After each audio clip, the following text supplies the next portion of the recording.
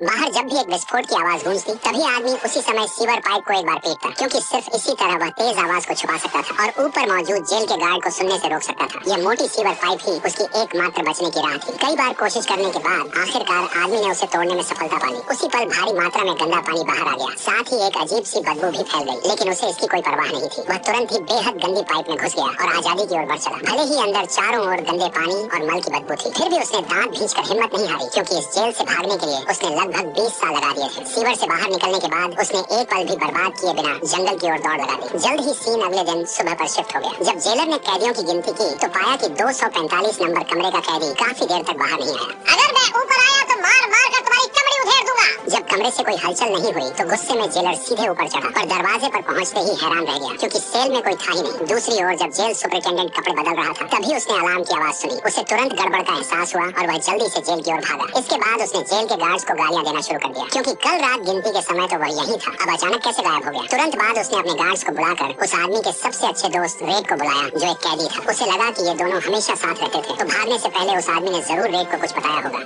कुछ भी नहीं था वार्डन, कुछ भी नहीं। ये सुनकर जेल सुपरिटेंडेंट और भी ज्यादा गुस्सा हो गया, क्योंकि इस जेल के बनने के बाद से आज तक ऐसा कभी नहीं हुआ था। गुस्से में आकर उसने पास पड़ा एक पत्थर उठाया और दीवार पर लगे पोस्टर की ओर फेंक दिया, लेकिन वहाँ से एक अजीब सी गूंज सुनाई दी। जब वह पास गया और देखा तो पाया कि पत्थर सीधे पोस्टर के आर पार चला गया और उसमें एक छोटा सा छेद कर गया। तभी उसे सब समझ आ गया। उसने तुरंत जल्दी से हाथ अंदर डाला और पोस्टर को एक झटके में फाड़ दिया। सामने दीवार में एक बड़ा सा छेद दिखाई दिया, जो सीधे जेल के बाहर तक जाता था। ये दृश्य देखकर सभी लोग हैरान रह गए। आखिरकार उस आदमी ने कब इतनी बड़ी सुरंग खोद डाली थी, ये किसी को पता नहीं चला। इसके तुरंत बाद जेलर ने पुलिस कुत्तों के साथ बड़े पैमाने पर खोजबीन शुरू कर दी, लेकिन पूरे दिन की मशक्कत के बाद भी उन्हें बस एक घिस चुका हथौड़ा और एक फटी हुई पुरानी कैदी की वर्दी ही मिली। यहाँ तक कि अभी भी जेलर इस बात पर यकीन नहीं कर पा रहा था कि सिर्फ एक छोटे से हथौड़े के सहारे उसने इतनी लंबी सुरंग कैसे खोद डाली। असल में आदमी तो बस दीवार पर अपना नाम उकेरना चाहता था, लेकिन उसे अनजाने में ही पता चला कि दीवार की परत बहुत आसानी से उखड़ जाती थी। क्योंकि उसे भू विज्ञान की बहुत जानकारी थी, इसलिए वह तुरंत ही समस्या की जड़ समझ गया। दरअसल जेल की लंबे समय से मरम्मत नहीं हुई थी और दीवार पर लगा सीमेंट पूरी तरह खराब हो चुका था। वह तुरंत समझ गया कि ऊपर वाले ने उसे बच निकलने का एक मौका दिया है। इसके बाद के दिनों में जब भी उसे मौका मिलता वह दीवार को खोदना शुरू कर देता। दीवार पर लगा पोस्टर उसकी खुदाई को छुपाने का एक अच्छा जुगाड़ बन गया। जो सीमेंट वह निकालता उसे वह निगरानी के दौरान चुपचाप अपनी पैंट से बाहर गिरा देता। हथौड़ा उसने रेड से मंगवाया था, जो यहाँ 20 साल से रह रहा था और बहुत जुगाड़ू था। जेलर की चाबी को छोड़कर लगभग हर चीज वह किसी न किसी तरह हासिल कर सकता था, लेकिन जेल की अचानक जांच से वो बच नहीं सकता था। आदमी अच्छी तरह जानता था कि अगर यह राज कभी खुल गया तो उसका अंजाम सिर्फ मौत ही होगा। सामने वाले को शक न हो, इसके लिए उसने दिखावा किया कि वह किताब पढ़ रहा था। जब जेलर लोगों के साथ आया तो उसने पूरी तरह सहयोग दिया ताकि वे उसकी घबराहट को न भांप सके। जेल के गार्ड्स पीछे पीछे उसकी चीजें उलट पलट कर ढूंढने लगे, यहाँ तक कि कुर्सी के कोनों को भी नहीं छोड़ा। आदमी बस एक तरफ चुपचाप प्रार्थना करता रहा कि वे लोग पोस्टर को न फाड़े। आखिरकार उन्होंने काफी देर तक तलाशी ली, लेकिन कुछ भी असामान्य नहीं मिला। इसी समय अब तक चुप रहा जेलर अंदर आया और फिर उसने आदमी के हाथ से बाइबल ले ली। जब जेलर ने जांच करते हुए उससे बाइबल के कुछ प्रश्न पूछे तो उसने सभी के सही जवाब दिए। असल में जेलर को भी बाइबल पढ़ना पसंद था, इसलिए वह उस आदमी के जवाबों से बहुत संतुष्ट हुआ। भले ही जेल के नियमों के अनुसार कैदियों को पोस्टर लगाने की अनुमति नहीं थी, फिर भी उसने आदमी को कुछ नहीं कहा और पोस्टर नहीं हटाया। जाते समय उसने बाइबल भी उसे लौटा दी और कहा कि मुक्ति का रास्ता इसी में छुपा है। असल में यह किताब उसने हथौड़ा छुपाने के लिए इस्तेमाल की थी और यही हथौड़ा उसकी आजादी का रास्ता था। वह आदमी एक बैंकर था जिसे अपनी पत्नी और उसके लवर की हत्या के आरोप में उम्र कैद की सजा सुनाई गई थी, लेकिन वास्तव में वह बेगुनाह था। उस दिन वह शराब पीकर नशे में था। वह सोच रहा था कि बंदूक लेकर उन्हें डरा देगा, लेकिन काफी कोशिश करने के बाद भी वो ऊपर नहीं गया। वह अपराध नहीं करना चाहता था, इसलिए वह गाड़ी चलाकर वापस चला गया और उसने वह बंदूक नदी में फेंक दी। लेकिन हैरानी की बात यह थी कि अगले दिन उसकी पत्नी और उसका लवर फिर भी मारे गए। हत्या में इस्तेमाल किया गया हथियार भी वही था, वही रिवॉल्वर जिसे उस आदमी ने नदी में फेंका था। जज ने इसी आधार पर उसे दोषी ठहराया और आखिरकार उसे शॉशैंक जेल भेज दिया। जब भी यहाँ कोई नया कैदी आता था, पुराने कैदी शर्त लगाते थे कि सबसे पहले कौन रोएगा। शुरुआत में रेड को एंडी से कोई खास उम्मीद नहीं थी। उसे लगता था कि वह दुबला पतला और कमजोर है और जरूर आसानी से डर जाएगा। बाकी साथी मानते थे कि वह मोटा आदमी सबसे पहले घुटनों के बल गिरकर माफी मांगेगा। आसपास के पुराने कैदियों की तालियों और उनकी ललचाई हुई नजरों को देखकर उस आदमी को यह सोचकर ही डर लगने लगा कि उसे यहाँ पूरी जिंदगी बितानी है। जब सभी नए कैदी अंदर आ गए तो जेलर ने यहाँ के नियम पढ़कर सुनाए। इसी दौरान एक कैदी ने अचानक पूछा कि खाना कब मिलेगा। उसने जवाब नहीं दिया, बल्कि बगल में खड़े गार्ड की ओर इशारा कर दिया। तुम तब खाओगे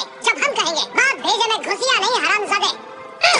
इसके बाद उन्हें उनके शरीर की गंदगी साफ करवाने के लिए ले जाया गया। जब यह सब हो गया तो उन्हें बिना कपड़ों के ही जेल की कोठरियों में लाया गया। इन नए कैदियों को यह बात अच्छी तरह समझ आ गई थी कि जैसे ही लोहे का दरवाजा बंद हुआ, उनकी जिंदगी अब उनकी नहीं रही, बल्कि शॉशैंक जेल की हो गई। तभी रेड के साथियों ने रो रहे मोटे लड़के को चुप कराने के लिए अपने दोस्तों से परिचय करवाने का आइडिया दिया, लेकिन मोटा आदमी बस एक ही बात दोहराया जा रहा था, मुझे नहीं रहना।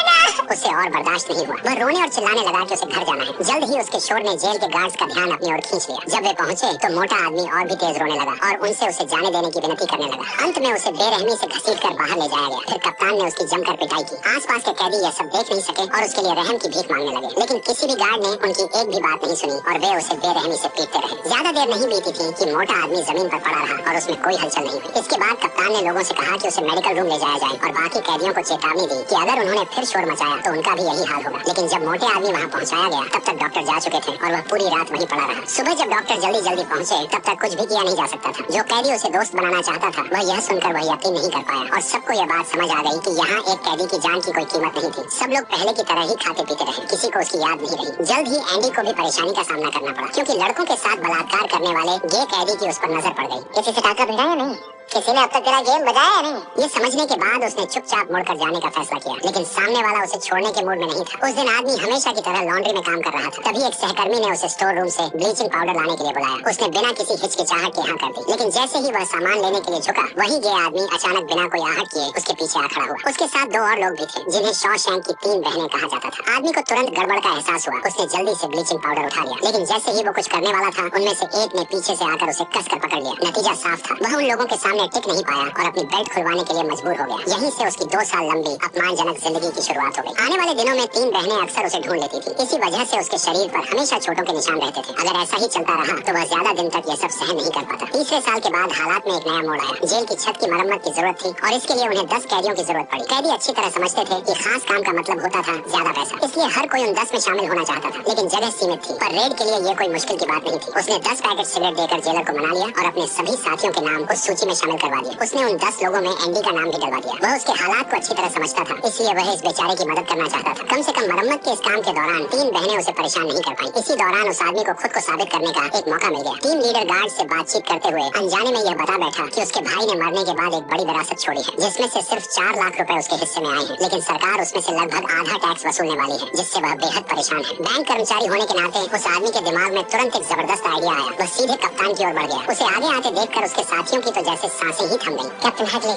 अपनी बीवी पर भरोसा है? ये देखकर कप्तान को अचानक शर्मिंदगी महसूस हुई और उसने उसे यहीं से नीचे धक्का देने का मन बना लिया। लेकिन इससे पहले कि वह उसे नीचे फेंक पाता, उस आदमी ने तुरंत कहा कि वह उसे उसके 4 लाख रुपए बिना टैक्स दिए दिलवा सकता है और इसके लिए उसे 1 भी रुपया देने की जरूरत नहीं पड़ेगी। ये सुनते ही गार्ड अचानक रुक गया। उस आदमी ने बताया कि उसने पहले भी ऐसे कई लोगों की मदद की थी और वह उसकी भी मदद करना चाहता है, लेकिन उसकी शर्त बस इतनी थी कि वह सब कैदियों को 3-3 बोतल ठंडी बियर पिलाए। कैप्टन को पता था कि वह एक बैंक मैनेजर था और वो इस मामले में एक्सपर्ट था, इसलिए उसने बिना किसी हिचकिचाहट के उसकी बात मान ली। पर फिर भी बाकी लोगों में अभी भी डर था कि कहीं सामने वाला गुस्से में आकर उस आदमी को मार न डाले। आखिरकार सबने सच में बियर पी, जो उनके लिए सबसे बड़ी खुशी की बात थी। ये सब हिस्ट्री के सबसे सख्त जेलर द्वारा अपनी ही जेब से खरीदी गई बियर थी। उस पल धूप सब पर पड़ रही थी। वे अब कैदी नहीं बल्कि आम मजदूरों की तरह लग रहे थे, जो काम खत्म होने के बाद दोपहर की चाय का आनंद ले रहे हों। यही वह चीज थी जिसे वह आदमी देखना चाहता था। वह चाहता था कि सब लोग बाहर के लोगों की तरह सामान्य जीवन जी सकें, भले ही कुछ मिनटों के लिए ही क्यों न हो। जल्द ही छत की मरम्मत का काम अंतिम चरण में पहुंच गया और वे फिर जेल लौट आए। उस दिन लंबे समय से अकेली पड़ी 3 बहनें फिर उसके पास आ गईं। उनकी बेइज्जती का सामना करते हुए उस आदमी ने इस बार चुप रहने के बजाय गुस्से में हमला कर दिया, लेकिन नतीजा यह हुआ कि उसे और भी ज्यादा टॉर्चर झेलना पड़ा और कुछ ही देर में उन्होंने उसे काबू में कर लिया। अब मैं अपनी जिप खोलने वाला और उसमें से जो भी निकलेगा वो तुझे मुंह में लेना पड़ेगा। तभी आदमी ने गुस्से में तुरंत जवाब दिया कि अगर तुमने ऐसा किया तो तुम्हें वह चीज सही सलामत वापस नहीं मिलेगी। मेरे मुंह में कुछ भी डाला तो पछताएगा। उसने साफ कहा कि अगर तुमने ऐसा किया तो मैं स्टील का पूरा 8 इंच का चाकू तुम्हारे कान में घुसा दूंगा। तभी आदमी ने कहा कि उसका दिमागी संतुलन हिल चुका है और उस पर उसका कोई कंट्रोल नहीं है। उसने चेतावनी दी कि अगर उसने उसके मुंह में डालने की गलती की तो हो सकता है कि वह न चाहते हुए भी उसे काट ले। यह सुनकर तीनों बहनों को थोड़ी देर के लिए डर लगने लगा, लेकिन यह डर जल्दी ही गुस्से में बदल गया। उन्होंने उस आदमी पर मुक्कों और लातों से हमला करना शुरू कर दिया जब तक कि वह बेहोश नहीं हो गया। नतीजा ये हुआ कि वह आदमी सीधे 1 महीने तक मेडिकल रूम में पड़ा रहा। 3 बहनों की सबसे बड़ी बहन को सजा के तौर पर 1 हफ्ते के लिए अलग बंद कर दिया गया। लेकिन कहानी यही खत्म नहीं हुई। जब वह अकड़ते हुए कदमों के साथ वापस अपनी सेल में लौटा तो उसने देखा कि कप्तान वहाँ गुस्से में खड़ा था। उसे तुरंत हालात की गंभीरता का एहसास हो गया, लेकिन अब भागने का कोई मौका नहीं था। कप्तान ने उसकी जमकर पिटाई की। कप्तान की क्रूरता पहले से ही मशहूर थी। उसे इतनी बेरहमी से पीटा गया कि वह कोमा में चला गया। इसके बाद इलाज के लिए उसे दूसरी जेल में भेज दिया गया। इस घटना के बाद तीनों बहनें फिर कभी उससे पंगा लेने की हिम्मत नहीं कर पाई। असल में यह सब कप्तान के इशारे पर हुआ था क्योंकि उसने उस आदमी के बैंकर होने की पहचान कर ली थी जो आगे चलकर उसके बहुत काम आ सकती थी। इसके तुरंत बाद उसे लॉन्ड्री से लाइब्रेरी में ट्रांसफर कर दिया गया, जहाँ उसके साथ एक बुजुर्ग कैदी भी था। वह बुजुर्ग पिछले 50 सालों से वहीं रह रहा था। लाइब्रेरी का काम बहुत आसान और हल्का था। किसी को किताब उधार लेनी होती थी तो बस उसका रजिस्ट्रेशन करना रहता था। लेकिन कप्तान की टैक्स चोरी में काफी मदद करने की वजह से जल्द ही दूसरे जेलर भी उससे मदद मांगने आने लगे। जेल में थोड़ा आराम से रहने के लिए वह किसी को भी मना नहीं करता था और सबकी मदद के लिए योजनाएं बनाता था। 1 महीने से भी कम समय में उसने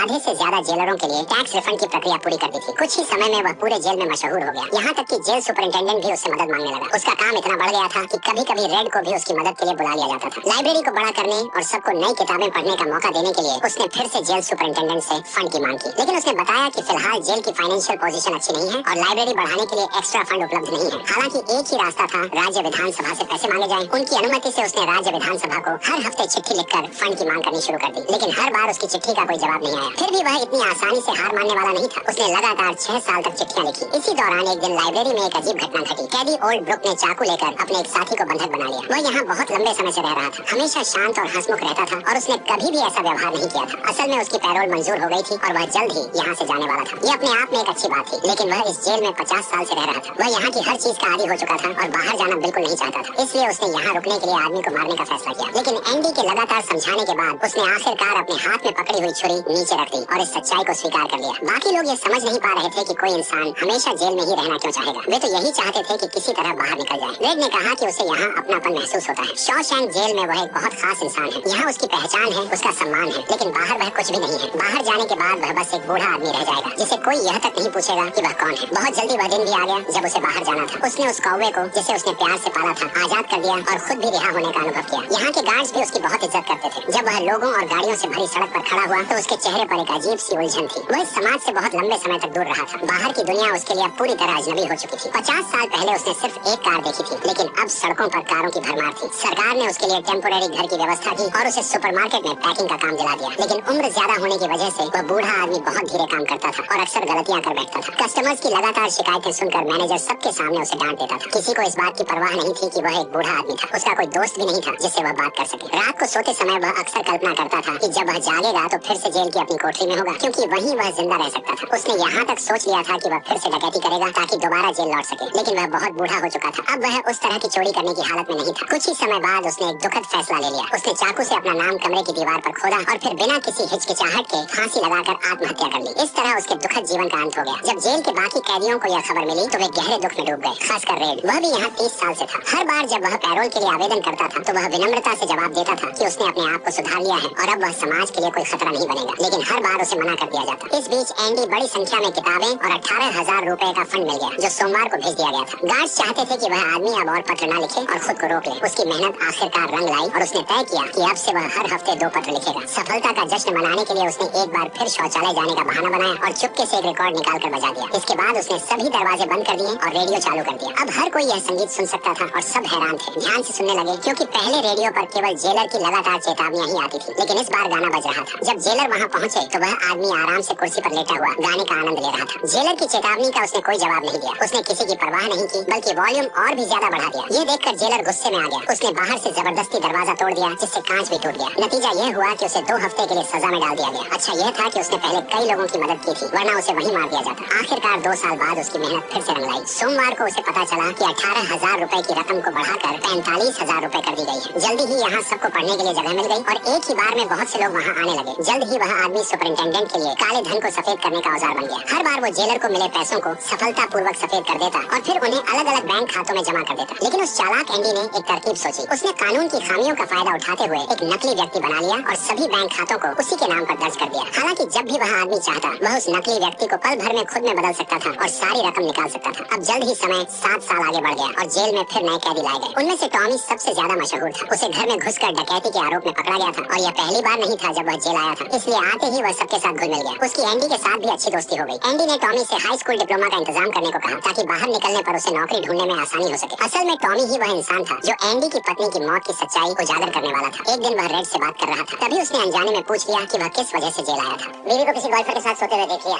वहीं ढूंढ डाला। ये सुनकर टॉमी को अचानक 4 साल पुरानी एक घटना याद आ गई। उस समय वह एक दूसरी जेल में सजा काट रहा था। एक दिन उसके पास एक कैदी आया जो खास तौर पर घरों में चोरी करता था और अपने गुनाहों को बढ़ चढ़कर बताना उसे बहुत पसंद था। उसने अपने हाल ही के एक अपराध के बारे में बताया और कहा कि वह एक गोल्फ कोच के घर में घुस गया था। वहाँ उसने उस आदमी को एक औरत के साथ रोमांस करते हुए पकड़ लिया। गुस्से में आकर उसने दोनों की हत्या कर दी। बाद में उसे पता चला कि वह औरत पहले से शादीशुदा थी। उसका पति एक बड़ा बैंकर था और वह बैंकर कोई और नहीं बल्कि सामने बैठा एंडी ही था। ये सुनते ही एंडी सब समझ गया। उसी पल उसे एहसास हो गया कि उस साल जो हुआ था उसकी सच्चाई यही थी। वह पूरी तरह निर्दोष था। इसके बाद एंडी तुरंत जेलर के पास गया। उसे उम्मीद थी कि अब दोबारा मुकदमा शुरू होगा और उसे न्याय मिलेगा। लेकिन हैरानी की बात यह थी कि जेलर जो उसे सिर्फ पैसे कमाने का जरिया मानता था, साफ कह बैठा कि टॉमी ने यह कहानी सिर्फ उसे खुश करने के लिए कही है। एंडी जानता था कि असल वजह क्या है। वह आदमी उसे यहाँ से जाने ही नहीं देना चाहता था। सर, अगर मैं यहाँ हो भी गया तो आपके खिलाफ कभी मुंह नहीं खोलूंगा। उस पैसे के जितने गुनहगार आप हैं, मैं भी हूँ। ये सुनते ही जेलर को जबरदस्त गुस्सा आ गया। उसने अपने आदमियों को बुलाया और एंडी को जबरन बाहर निकालकर 1 महीने के लिए अंधेरी सजा में डाल दिया। इसके बाद उसने टॉमी को बुलवाने के लिए लोगों को भेजा। टॉमी को जरा भी अंदाजा नहीं था कि यह सब जेलर द्वारा बिछाया गया एक जाल है। पहले वार्डन ने उससे बड़े शांत तरीके से बात की, उसे सिगरेट पिलाई और भरोसे में लेने की कोशिश की ताकि यह पक्का हो जाए कि एंडी का मामला वैसा ही है जैसा टॉमी ने बताया था। तभी टॉमी ने साफ साफ कहा कि उसने जो कुछ भी बताया है वह पूरी तरह सच है और वह कोर्ट में गवाही देने के लिए भी तैयार है। ये सुनकर वार्डन ने राहत की सांस ली। फिर उसने जमीन पर गिरी सिगरेट को मसल दिया और ऊपर खड़े कप्तान को इशारा किया। इसके बाद वही हुआ जिसकी उम्मीद थी। टॉमी को बेरहमी से मरवा दिया गया। पहले से बहाना तैयार था। कहा गया कि टॉमी जेल से भागने की कोशिश कर रहा था। पकड़े जाने पर उसने हमला किया, इसलिए मजबूरी में उसे गोली मारनी पड़ी। इसके बाद वार्डन ने एंडी से संपर्क किया जो अभी भी सजा के तौर पर अलग रखा गया था। उसने उससे दोबारा काम पर लौटने की उम्मीद जताई, लेकिन जब एंडी ने मना कर दिया तो वार्डन धमकियों पर उतर आया। उसने कहा कि वह लाइब्रेरी जला देगा ताकि कोई किताब न पढ़ सके या फिर उसे शॉशैंक की 3 बहनों के साथ बंद कर देगा और तब उसे बचाने कोई नहीं आएगा। आखिरकार जब कोई रास्ता नहीं बचा तो एंडी को मजबूरी में समझौता करना पड़ा। लेकिन उन्हें क्या पता था कि वह आदमी बहुत जल्द उनकी नाक के नीचे से भागने वाला है। इसके बाद वह रेड से विदा लेने गया और पहली बार खुलकर अपना सपना बताया। उसने कहा कि वह एक छोटे से शहर जिहुआटाने जो जाना चाहता है, जो प्रशांत महासागर के किनारे बसा है। वहाँ वह एक पुरानी नाव खरीदेगा, उसे अपने हाथों से ठीक करेगा और फिर एक छोटा सा रेस्टोरेंट खोलेगा जहाँ वह अपनी बाकी जिंदगी शांति से बिताएगा। इतना कहने के बाद उसने रेड से एक और मदद मांगी। उसने कहा कि अगर कभी तुम बाहर जाओ तो एक जगह है जिसे बक्सटन कहते हैं। वहाँ एक खुला घास का मैदान है। उसके उत्तर छोर पर एक बड़ा शहतूत का पेड़ खड़ा है। उसी पेड़ के पास पत्थरों से बनी एक छोटी सी दीवार है। उन पत्थरों के बीच एक काली ज्वालामुखी की चट्टान है। उसके नीचे कुछ दफन है। मैं चाहता हूँ कि वह खास चीज तुम रखो। यह सुनकर रेड पूरी तरह हैरान रह गया। उसे समझ नहीं आया कि एंडी अचानक ऐसी अजीब सी बातें क्यों कर रहा है। वह यही सोचता रहा कि शायद लंबे समय हो रहे टॉर्चर ने उसके दिमाग पर असर डाल दिया है। उस दिन एंडी हमेशा की तरह वार्डन के लिए काले धन को सफेद कर रहा था। लेकिन जैसे ही वार्डन तिजोरी का दरवाजा खोलने गया, एंडी ने बेहद चालाकी से अपने हाथ में मौजूद असली दस्तावेजों को नकली दस्तावेजों से बदल दिया। वार्डन को जरा सी भी भनक नहीं लगी। उसने बिना किसी शक के वे कागज तिजोरी में रख दिए। जाते जाते वार्डन ने खास तौर पर एंडी से कहा कि वह उसके चमड़े के जूते अच्छी तरह साफ कर दे। एंडी ने जूते चमका दिए, लेकिन फिर वही जूते खुद पहन लिए। रेड उसकी यह हालत देखकर बेहद परेशान हो गया। जैसे ही जेल में लाइट बंद हुई, उस आदमी ने अपनी कैदी की वर्दी उतार दी और वार्डन से चुराया हुआ सूट पहन लिया। आखिरकार 20 साल की मेहनत के बाद दीवार के पीछे खोदी गई सुरंग पूरी तरह तैयार थी। आज की रात ही वह आजाद होने वाला था। रात के अंधेरे का फायदा उठाकर उसने अपनी योजना को अंजाम दिया और सफलतापूर्वक जेल से बाहर निकल गया। अगले ही दिन वह बैंक पहुंचा और वार्डन के सारे काले पैसे निकाल लिए। फिर एक स्पोर्ट्स कार खरीदी और किसी और जगह निकल गया। जब वार्डन ने दोबारा तिजोरी खोली तो वहाँ उसे सिर्फ वही बाइबल मिली। शक होने पर उसने बाइबल का पिछला हिस्सा खोला। अंदर एक बड़ा सा खोखला हिस्सा था। तभी उसे सब समझ आ गया, लेकिन तब तक बहुत देर हो चुकी थी। उस आदमी ने वार्डन की घूसखोरी और मर्डर से जुड़े सारे सबूत अखबार को भेज दिए थे। खबर मिलते ही फेडरल जांच एजेंसी के लोग जेल पहुंच गए। वार्डन के साथ मिला हुआ कप्तान भी कानून की सजा से नहीं बच पाया। वार्डन जानता था कि अगर वह जेल गया तो या तो उसे गोली मार दी जाएगी या फिर वही कैदी उसे मार डालेंगे जिन्हें वह सालों तक कुचलता रहा था। घुट घुट कर जीने से बेहतर उसने आत्महत्या करना ही ठीक समझा और सब कुछ खत्म कर दिया। मरते दम तक वह यह नहीं समझ पाया कि उस आदमी ने उसे इतनी चालाकी से कैसे बर्बाद कर दिया। एंडी चला गया था, लेकिन शॉशैंक जेल में उसकी कहानियां आज भी जिंदा थी। सभी लोग उसकी बहुत तारीफ करते थे। जो आदमी देखने में कमजोर लगता था वह भी अपने दिमाग से वार्डन के एल लगा गया। वार्डन की मौत के बाद सबकी जिंदगी काफी बेहतर हो गई और रेड को भी अपनी तीसरी पैरोल अर्जी का मौका मिला। वह पहले ही 40 साल से कैद था और इस बार जेलर ने आखिरकार उसकी अर्जी मंजूर कर ली। वह ठीक उसी तरह जैसे कभी बूढ़े ब्रुक्स ने किया था, एक साफ सुथरा सूट पहनकर जेलर के सामने जेल के मेन गेट से बाहर निकल गया। लेकिन वापसी के रास्ते में भी उसके चेहरे पर वही परेशानी और उलझन था। शहर पहुंचते ही उसे उसी कमरे में रखा गया जहां ब्रुक्स रहता था और वहीं सुपरमार्केट की नौकरी भी दी गई। ये साफ था कि वह बाहर की जिंदगी के लिए आदी नहीं हुआ था, क्योंकि वह अक्सर एक ही सवाल करता था, फ्रेश हो क्या हो बॉस?